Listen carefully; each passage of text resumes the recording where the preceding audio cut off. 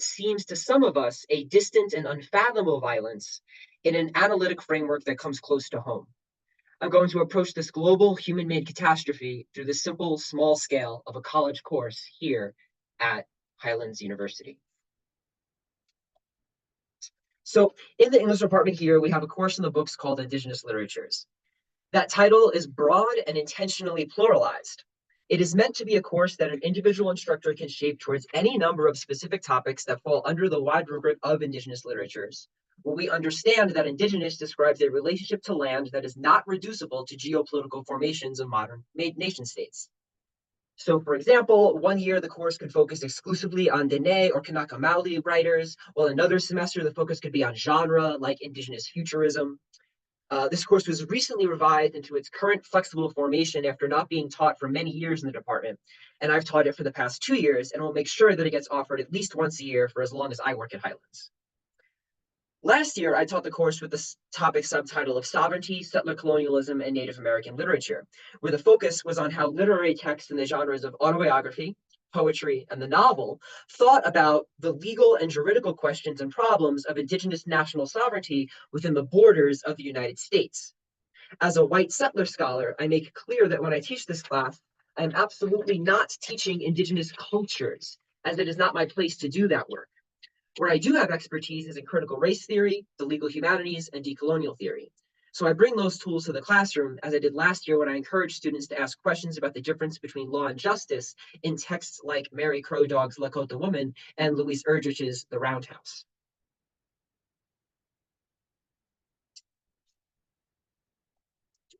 This year, the topic subtitle is Unsettling North America and Palestine, where the general framework is for the students and I to read poetry and short fiction by Indigenous North American and Palestinian writers, while the course is bookended by nonfiction historical and political texts. In fact, we just finished our poetry unit last week with a day on selected poems by contemporary queer Mojave poet Natalie Diaz and the widely recognized national poet of Palestine, Mahmoud Darwish. Without any of the ensuing historical or conceptual framing that I'll get to in a moment, I'd like to actually start by just letting some of these two poets' words play in the air as framed for the rest of our time together.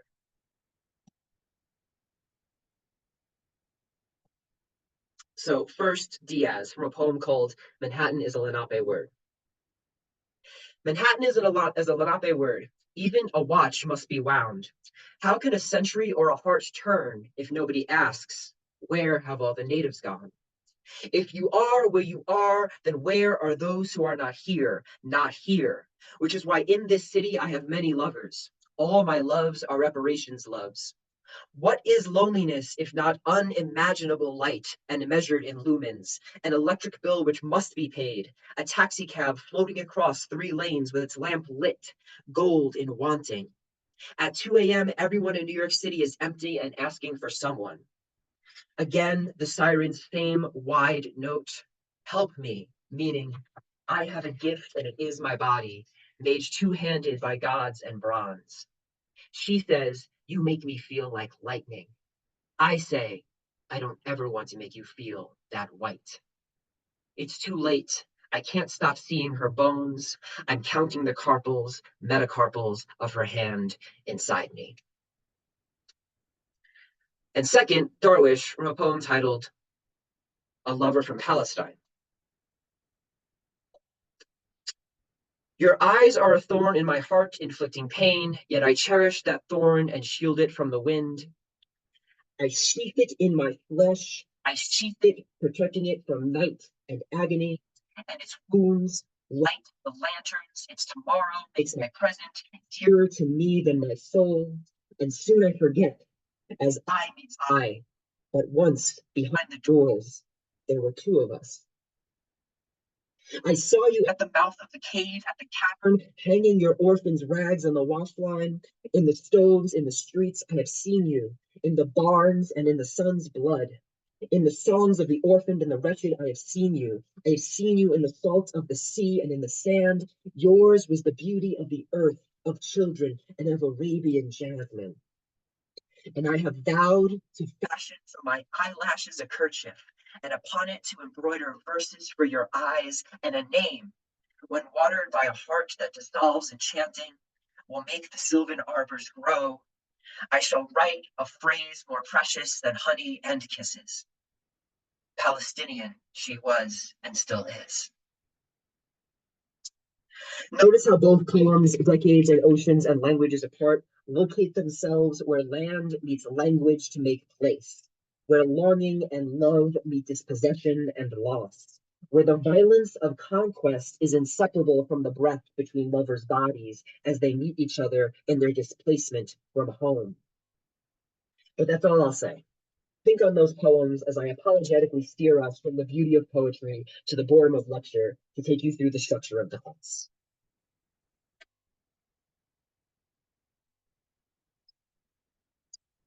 We start with a unit on history and politics in which we read a chapter each from Ned Blackhawk's recent book, The Rediscovery of America, Native Peoples and the Unmaking of U.S. History, and Edward Said's classic, The Question of Palestine. These two texts are essential foundations because they are explicit counter-histories to dominant narratives of conquest and expansion that justify the settler colonial projects of the United States and Israel. Blackhawk begins his book on the history of the United States by literally reversing the westward trajectory of manifest destiny.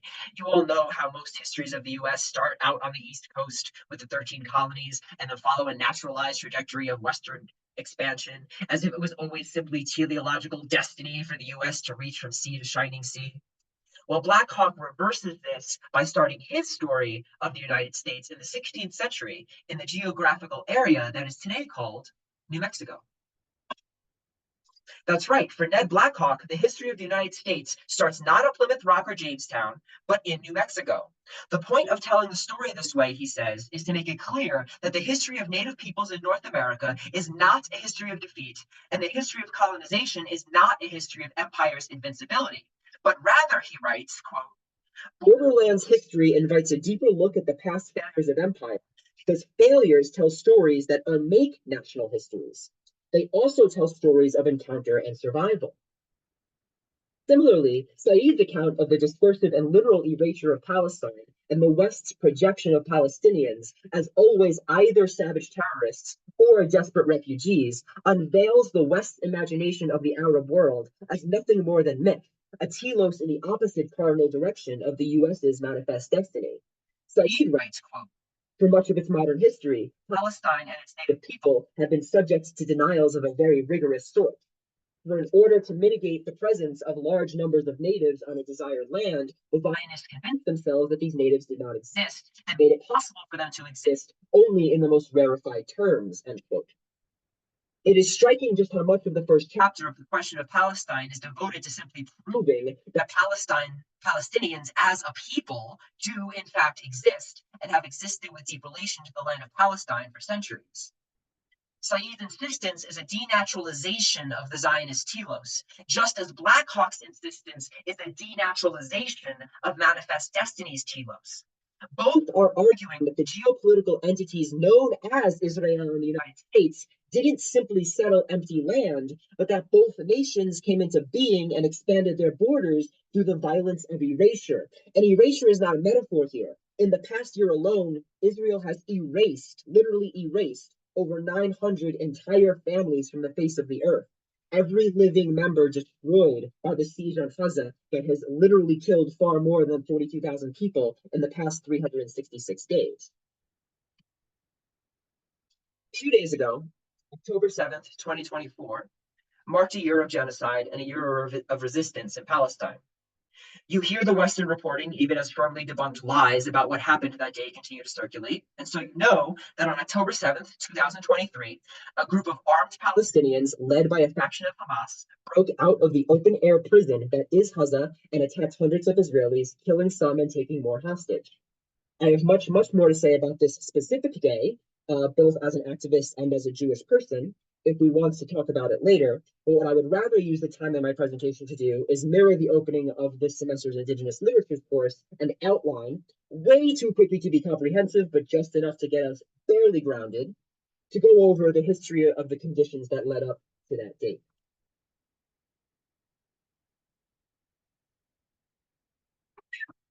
History did not start on October 7th, 2023. The history of indigenous Arabic peoples' relationship to the land of Palestine is centuries old. I'll start in the 20th century for now.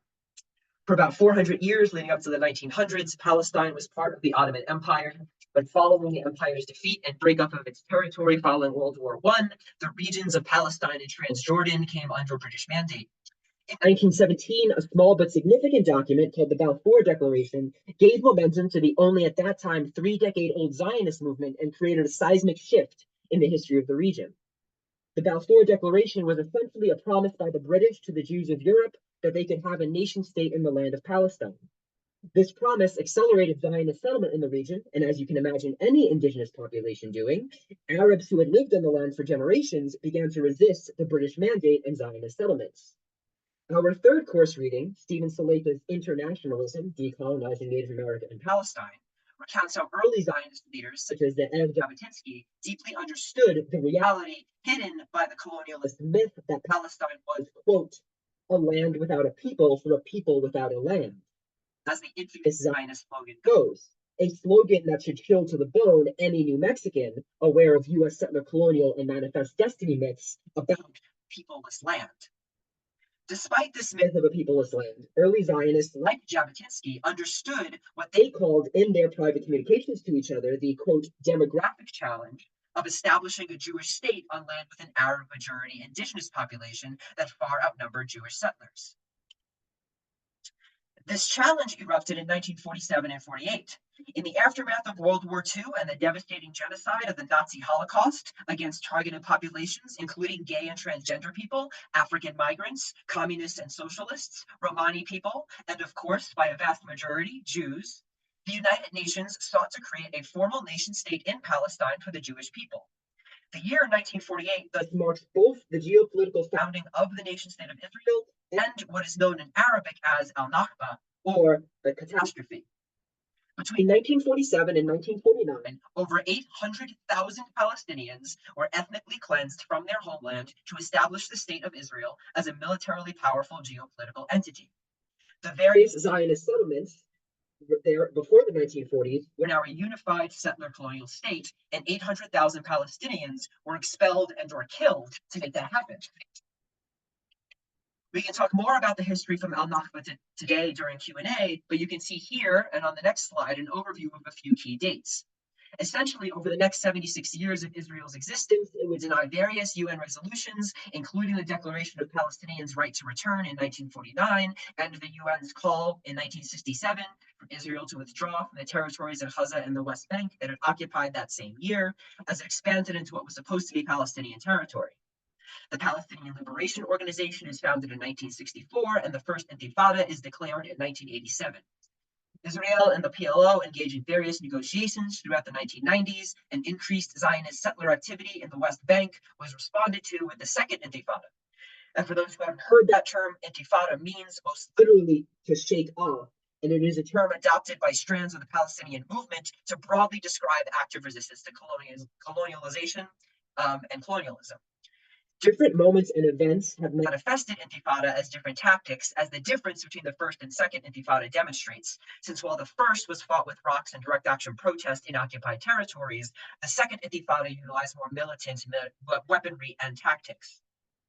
Then, throughout the 21st century, Israel has maintained its settlements of Palestinian territory despite international law, and has launched no less than 5 military assaults on Gaza specifically. Between 2008 and November 2023, about 1,500 Israelis and about 22,000 Palestinians have been killed, with the addition of another 30,000 plus to that Palestinian death toll since November, to say nothing of the displacement of millions of Palestinians from their homeland. I go over all that history, which is woefully insufficient, I know, because it is with history that my Indigenous Literatures class starts. A course like this one needs to begin with helping students unlearn received dominant historical narratives about both the United States and Israel. I have focused on the matter of Israel's founding here today out of recognition that folks on this Zoom call have probably had more exposure to counter narratives to US colonial history than you have to counter narratives to the Western perspective on Israel. In a culture held together by historical narratives, none of us is actually starting at zero. Following a unit on history wherein we read Blackhawk, Said, and Saleta, as I said, we read poetry. In addition to Diaz and Darwish, whose work opened the talk, we also read Oglala Lakota poet Layli Long Soldier's absolutely brilliant book, Whereas. This book is a response to the 2009 Congressional Resolution of Apology to Native Americans. The poems in the book variously address colonial theft of indigenous land and denial of native sovereignty. One of my favorite poems in the book is titled 38, a poem about the mass hanging of 38 Dakota men ordered by President Abraham Lincoln in 1862 in retribution against armed resistance to U.S. colonial genocide.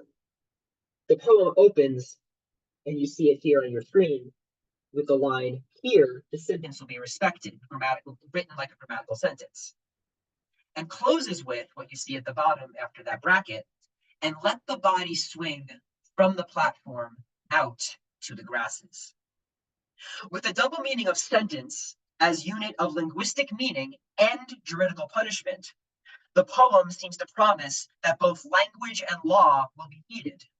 But grammar breaks at the poem's end as language represents the scene of literal death, a blatant disrespect of the legal authority of those 38 death sentences handed down by President Lincoln. In the context of Whereas's holistic critique of colonial theft, this poem about massacre breaks language in order to insist on ontology's escape from law. As I write in a forthcoming article about Black and Indigenous U.S. literature and law, quote, with laws, grammars of race and property secure, while laws, grammars of race and property secure white possession through the dispossession of native land and life, as well as Black bodily integrity, wherein race is not a given variable or identity, but a force of law, which both produces and is produced by the link between logics of property enclosure and hierarchical differentiation of peoples, Long Soldier enacts poetics of justice for life beyond juridical humanity. End quote.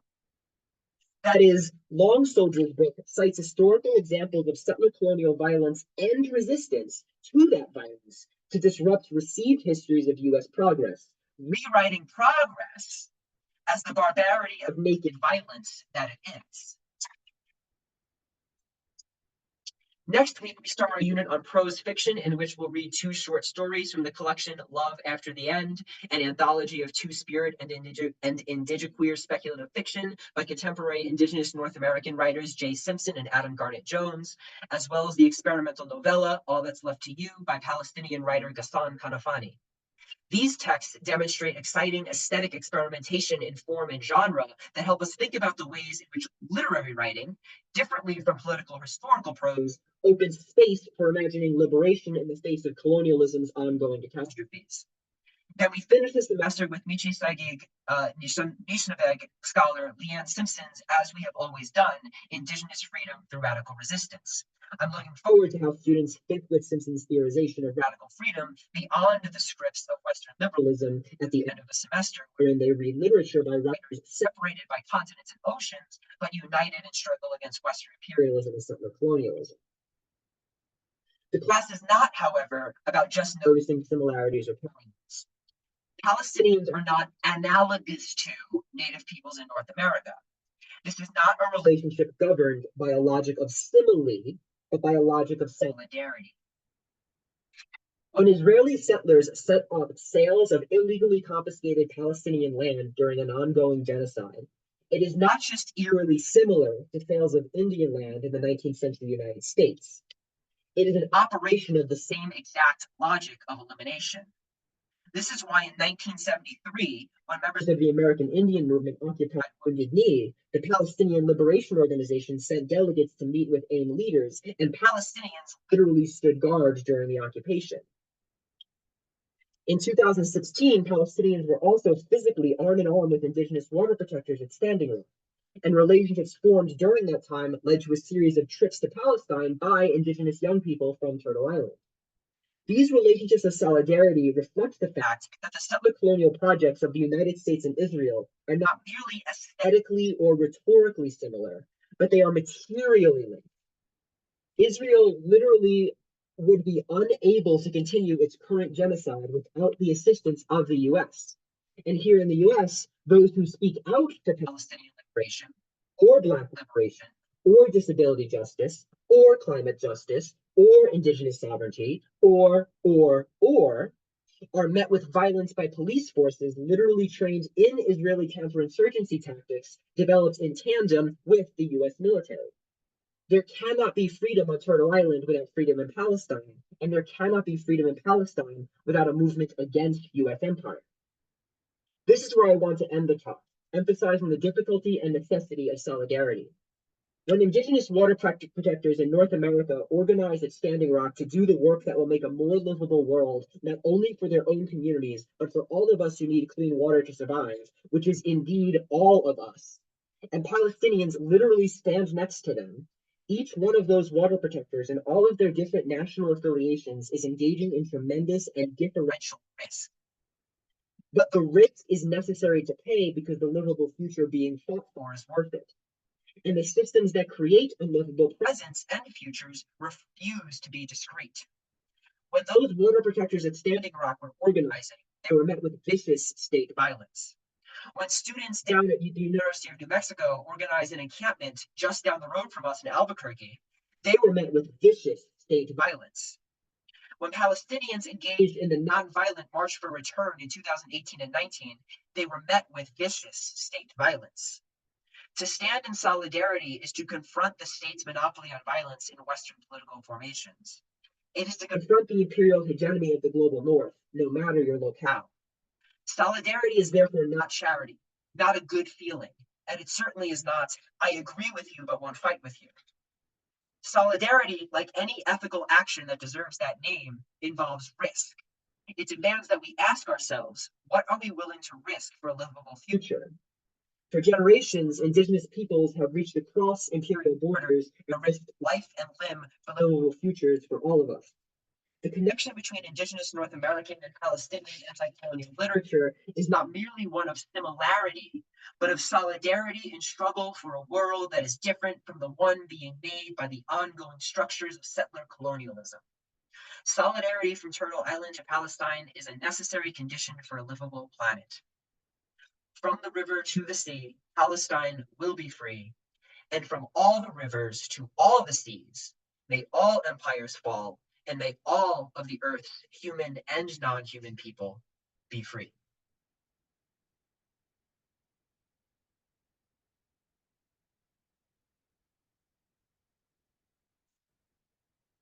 Thank you for that. I think we have like a half hour for, or less than half hour for discussion and such. And I came in under 25 minutes, which means I read really fast.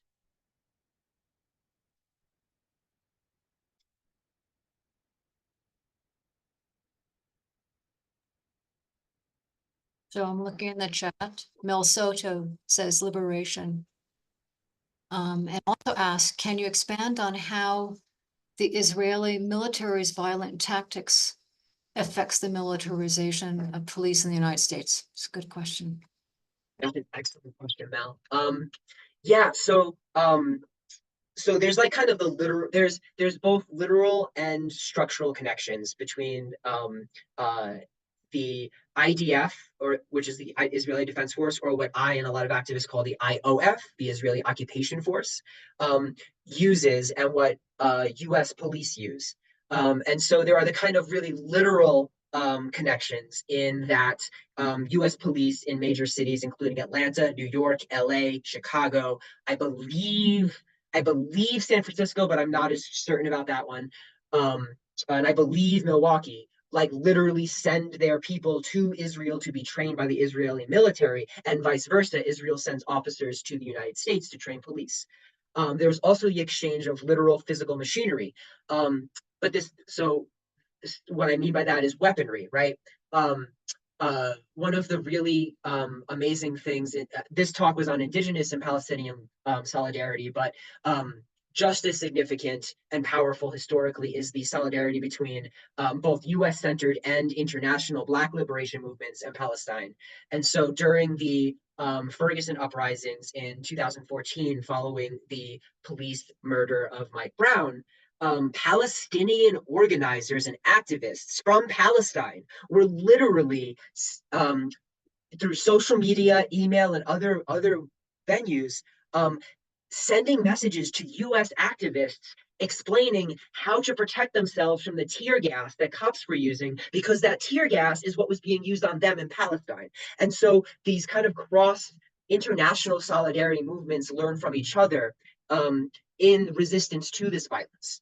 The conceptual connection here, in addition to those very literal connections, the conceptual connection comes when we think about the way the function that police play um, in suppressing anti-imperialist movements. So when you organize, obviously, as any student who has tried to organize for Palestinian liberation in the last year knows, most universities would rather call on the police than divest from Israel. And so during the organizing, during that protest, what you're met with is police who come, whose job it is to maintain order, right? And again, I'm not talking about individual offers being any ism, right? I'm actually not talking about intention. I'm not talking about how anyone feels or what anybody's beliefs are. I'm talking about function, right? The function of police is to maintain order.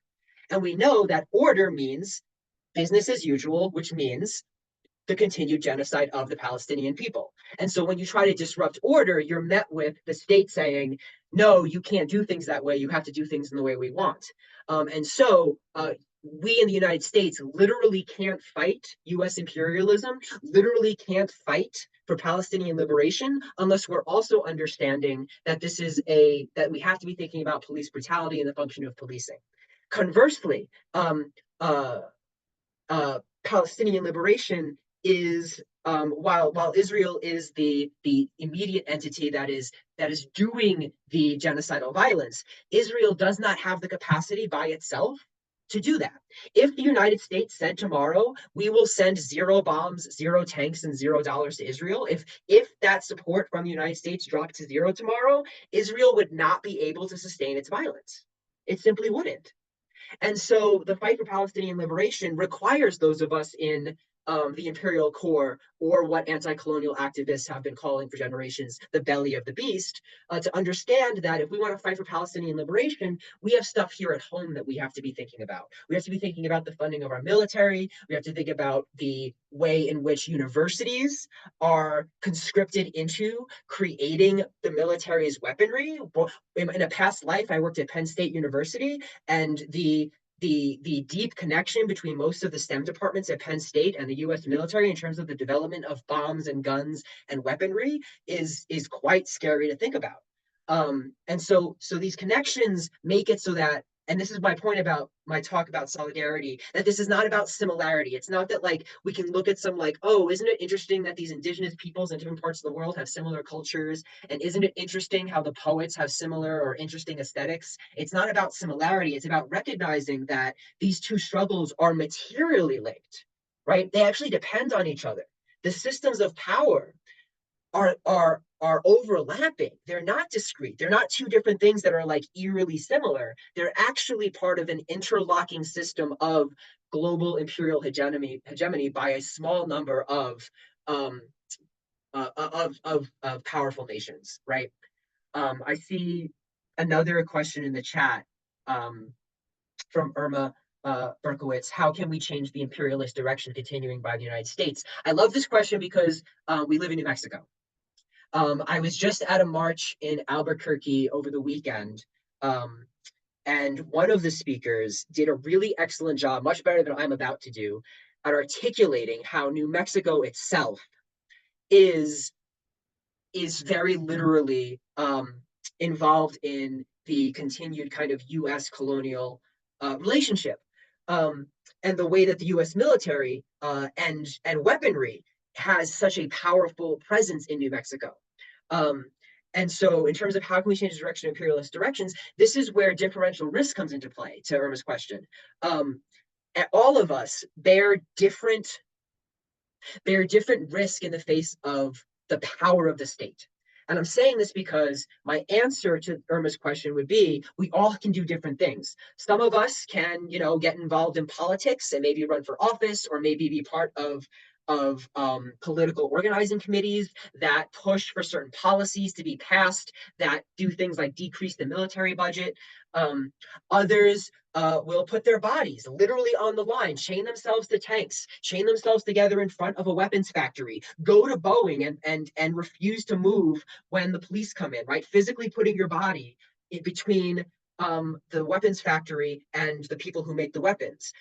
Organizing workers in your local labor union to strike in solidarity. Like we've seen dock workers in the United States in the past strike because they refuse to be part of shipments of weapons. Right? There are so many different kinds of organizing, whether it's the formal channels of getting involved in politics, or it's kind of traditional labor organizing and understanding how your labor is connected with international issues, whether it's the direct action of putting your body on the line, whether it's raising awareness through the spread of information and teaching through social media or other forums, whether it's organizing reading groups, right? There's so many different things that you can do. But they all have different levels of risk, and we all are obligated to do something, but we can't all take on risk in the same way, right? Uh, uh, and I guess before I move on to the next question I see in the chat, I want to say this thought isn't directly connected to what I just said, but it is connected. I want to say that every individual thing we do is insufficient. I want to say that again. Every individual thing that we do is insufficient. Every day that I wake up and the gen and like I do something to raise education about Palestine, I do something to organize for divestment, I do whatever I do, it is insufficient. And every day that the genocide continues, every individual action is insufficient. Every day, in that sense, the imperative is to be part of a collective and to trust that there is a collective doing work to stop the literal killing. Right? I'm teaching this class at Highlands right now.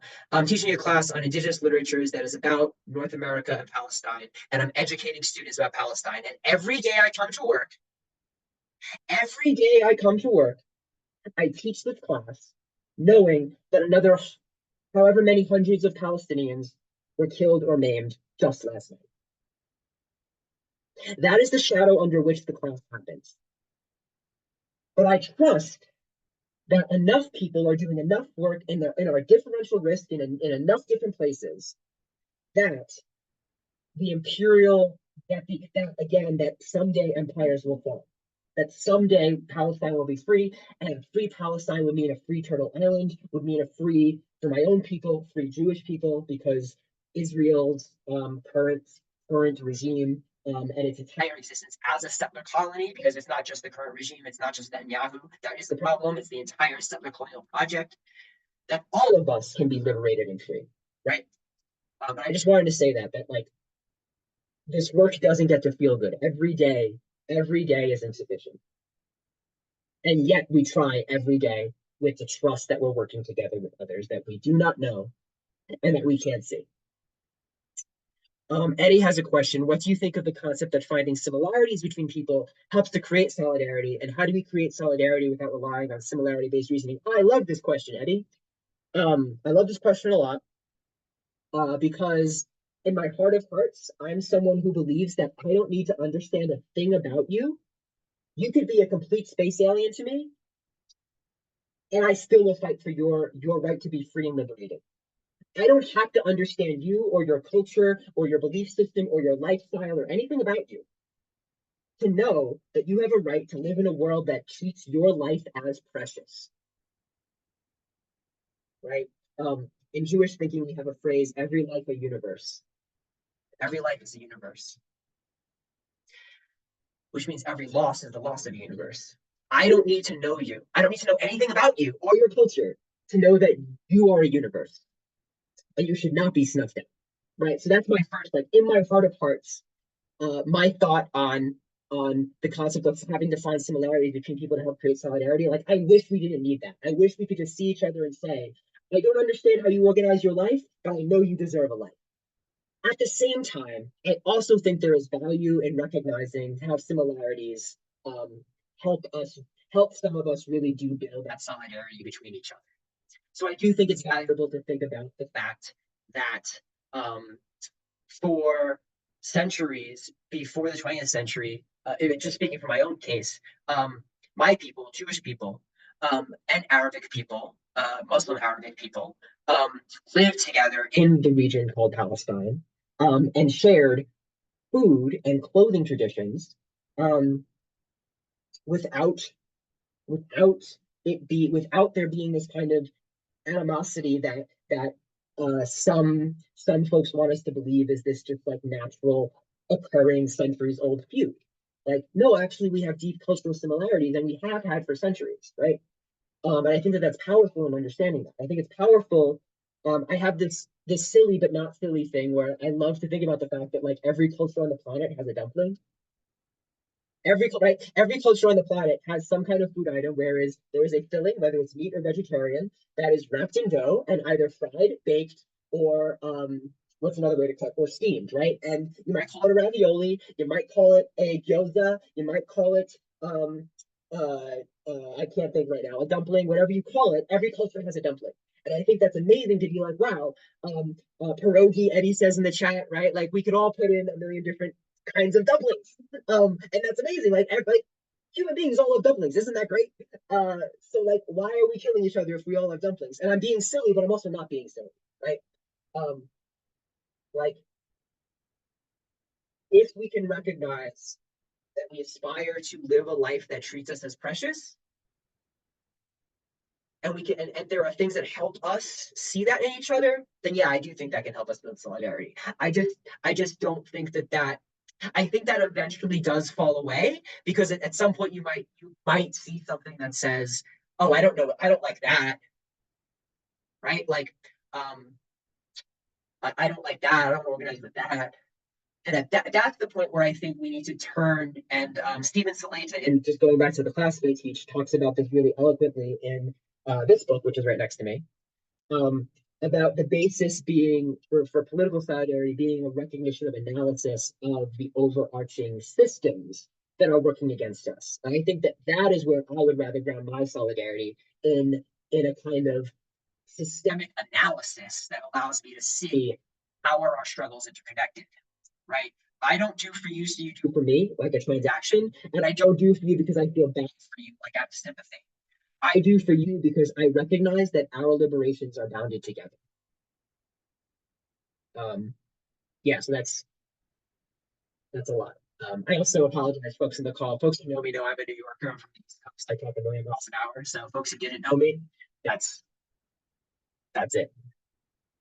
And he says all oppression is connected. Yeah, no discrete topics. Uh, well, think I think Eric Romero has a hand up via Zoom.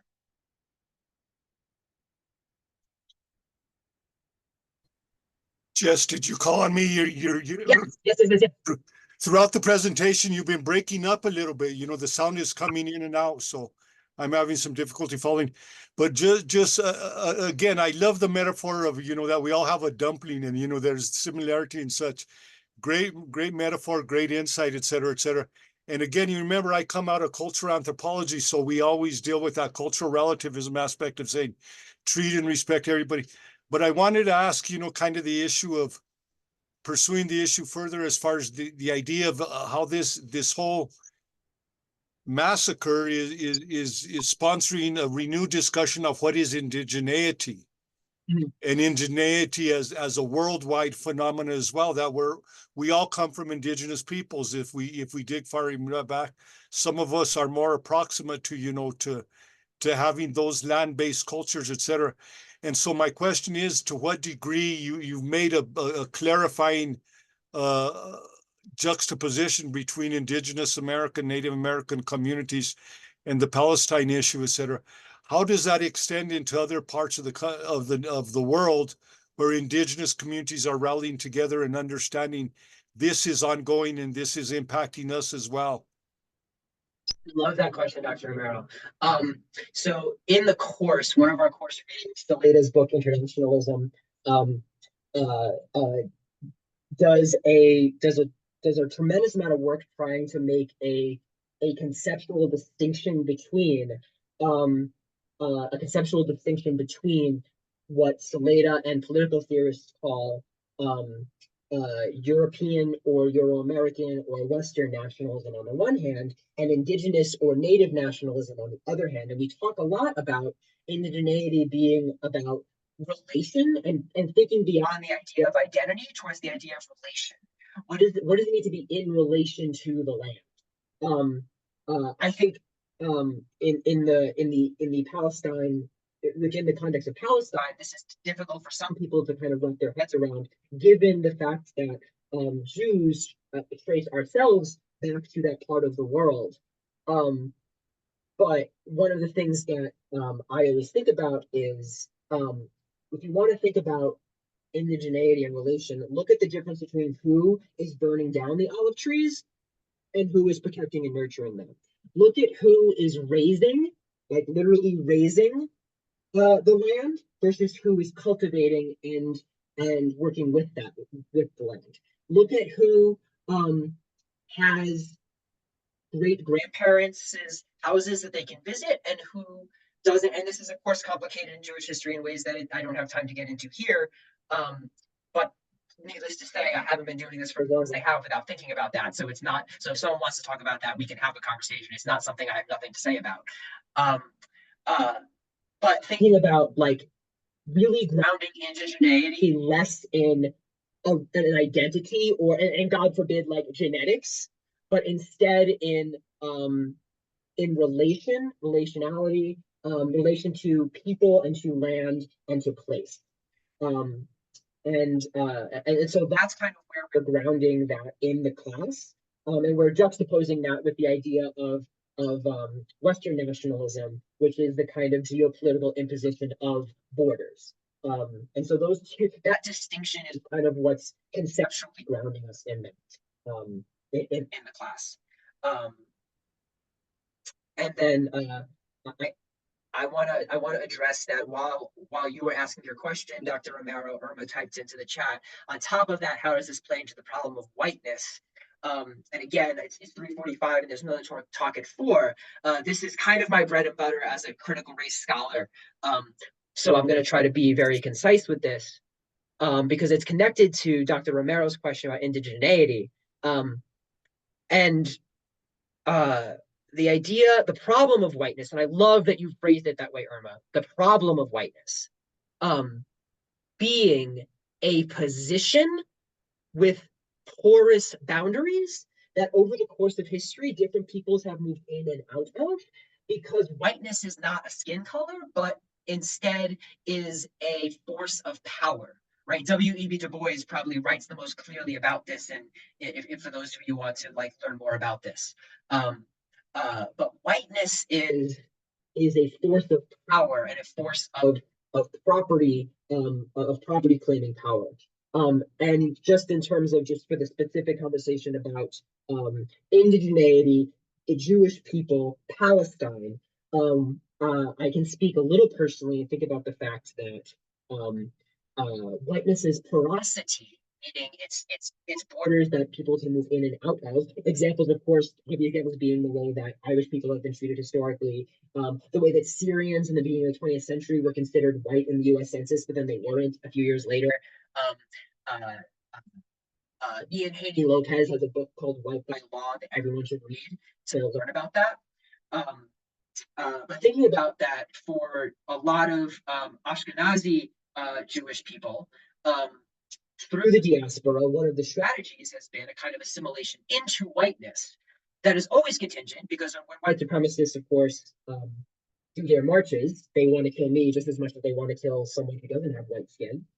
But when the white supremacists are out and literally marching, whiteness offers a degree of false protection and false security to marginalized peoples, like Jewish people, and contributes to the ideology that says our only way to survive is by power, right?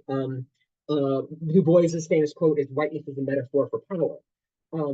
And so one of the things that we can think about Israel as a settler colonial nation is the way that it is the extension of an ideology that says the way to protect ourselves is through the assimilation of power and might. If we have the strongest borders with the biggest guns and the most powerful fences and the most powerful bombs, we will be safe. And that is an ideology of, again, that points to whiteness as ideology, not just skin color or identity. So again, that could be an entire hour-long other lecture, combining Irma's question with Dr. Romero's question. So I've insufficiently answered both. So neither of those answers was sufficient or satisfactory. But I hope that gestures towards things that like ways that we can think about those questions and those problems that are so serious for our discussions.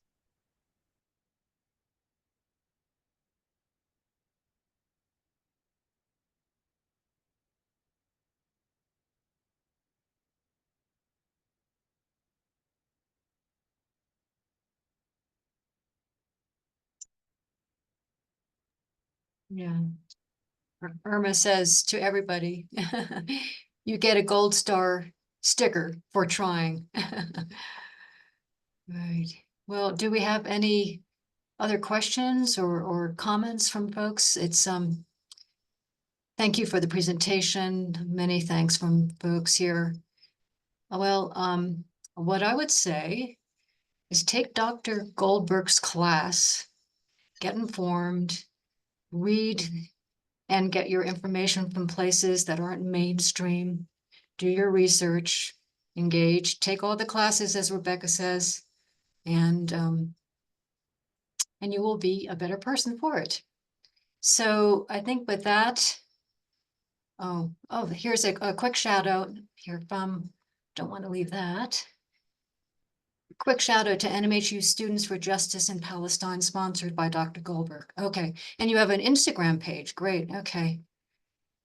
And so yeah, there's lots of things going on here on campus too, to get involved and inform yourself. So, well, wonderful. Thank you, Dr. Goldberg. Really appreciate your time and your generosity, and I hope that everyone will stay engaged. And we look forward to hearing from you again soon. Thank you. Thank you so much, everyone. I appreciate all of your time and for gathering for this hard conversation.